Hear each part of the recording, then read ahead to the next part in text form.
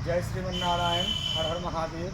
जय शंकर शंभू कैलाशपति काशी विश्वनाथ की जय, बाबा बैद्यनाथ की जय। मित्रवर, पिछले दिनों दुर्गा पूजा समाप्त हुआ। बहुत लोगों में उत्साह देखा गया, खुशी देखा गया। हमें भी बहुत अच्छा लगा, आनंद आया। होना ऐसा ही चाहिए, क्योंकि हमारा सनातन मजबूत होता है उमाद के धुआं से, शंख की ध्वनि से, मंत्रों के उच्चारण से, वेदों की ऋचाओं से। इन सब चीज़ों से ही हमारा सनातन मजबूत होता है। और हम सबों का यह प्रथम कर्तव्य है कि जाति से ऊपर उठकर, धर्म से ऊपर उठकर, संप्रदाय से ऊपर उठकर और हर चीज़ से ऊपर उठकर सबसे पहले हम अपनी सनातन की रक्षा करें।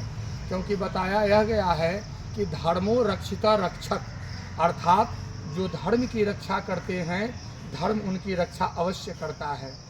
तो बंधुवर, आपको भी अच्छा लगा होगा। स्वाभाविक है, आप मेला देखने गए होंगे, देवी जी को देखने गए होंगे, विसर्जन में भी गए होंगे। वहाँ बहुत सारे लोगों का धूम मैंने देखा, उत्साह भी देखा। एक चीज़ आपने मार्क किया, मैंने तो मार्क किया है। क्या मार्क किया है वही मैं आपको ही इस संदेश के माध्यम से बता रहा हूँ। पहले की अपेक्षा अभी के समय में अच्छी खासी भीड़ होते हैं लोगों में। मैंने देखा तो रुचि कम और दिखावा ज़्यादा मैंने देखा। जैसे अच्छे अच्छे कपड़े पहनने का दिखावा, ताकि जब हम मेला देखने जाएं या दुर्गा पंडाल में जाएं तो लोग जले हमसे, देख करके कहे कि ये कैसे पहने हुए हैं, या अच्छा दिखने की रुचि केवल। जबकि मैं कहता हूँ, हमारा धर्म कहता है कि रुचि अच्छा पहनने और अच्छा देखने और अच्छा खाने की नहीं, तो रुचि हमारे अंदर में अच्छे गुणों का हो, अच्छे विचारों का हो, अच्छे संस्कारों का हो। क्योंकि जब ये सब हमारे अंदर से प्रस्फुटित होंगे, उदय होंगे, तभी हमारे अंदर में अच्छे कर्म करने की भावना जगेगी। और जब हम अच्छे कर्म करेंगे तभी हमारा कल्याण होगा। ऐसे नो चांस, कोई चांस नहीं है। मैंने बहुत बड़े बड़े लोगों को देखा जिन्होंने अपनी ज़िंदगी में हाथी की सवारी किए, घोड़े की सवारी किए, ऊँट की सवारी किए, उनके दरवाजे पर बहुत सारी गाय और गोधन, बाजीधन भी है, गजधन भी है, सब कुछ देखा। लेकिन अंत समय में मैंने उसको भोग भोगते हुए देखा। जब दया आई, जब मैंने उन लोगों से पूछा, उनके परिवारों से पूछा, तो उन लोगों ने जो बताया, उनके अड़ोसी पड़ोसियों से पूछा, तो जो उन लोगों ने बताया, मेरे रोंगटे खड़े हो गए। तो भाइयों, मैं केवल इतना ही कहता हूँ कि दिखावा करने की आवश्यकता नहीं है। प्रभु दिखावा में नहीं बसता। प्रभु तो हमारे अंदर में, हमारे आत्म हृदय में, आपके आत्म हृदय में, वह सबके हृदय में वास करता है। जरूरत है केवल उसको उभारने की।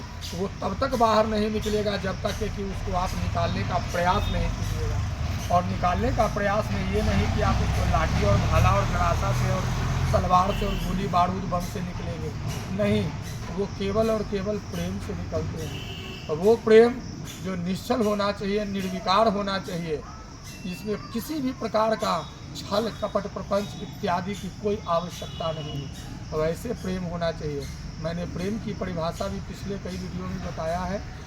आज तो मैंने इसलिए सोचा कि यह कहना और यह संदेश देना आप तक जरूरी है, क्योंकि जो मैंने दिखावा देखा, आडंबर देखा, करोड़ों करोड़ रुपए यूँ ही खर्च कर दिए जाते हैं केवल। लेकिन जो आस्था जो अंदर से जो जगनी चाहिए, उन आस्थाओं को मैंने बहुत कम लोगों के अंदर में देखा है।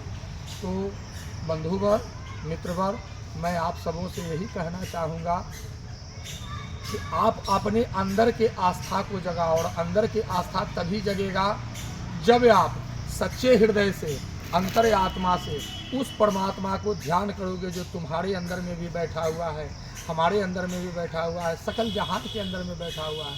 हाँ, स्वरूप अलग है, वो कुत्ते की योनि में है, लेकिन आत्मा तो वही है जो हमारे अंदर में है, आपके अंदर में है। वो बिल्ली है, वो चूहा है, वो सांप है, वो छुछुंदर है, वो कीड़े मकोड़े।